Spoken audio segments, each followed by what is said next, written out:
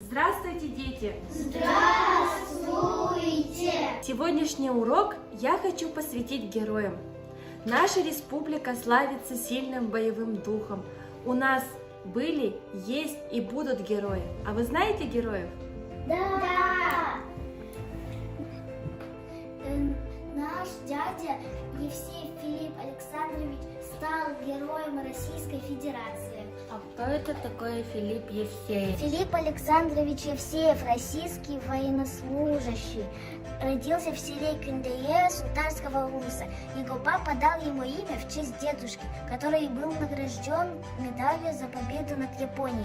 Наш дядя с детства был спортивным и боевым мальчиком. Однажды, когда он был учеником, к дню победы на Красный час пришел наш прадедушка Вашенко Николай Михайлович, который участвовал в русской битве освобождения Белоруссии и взятии Берлина и был награжден орденом Победы первой и второй степени, и Филипп решил подняться на него. Кстати, он жил и работал в нашем поселке.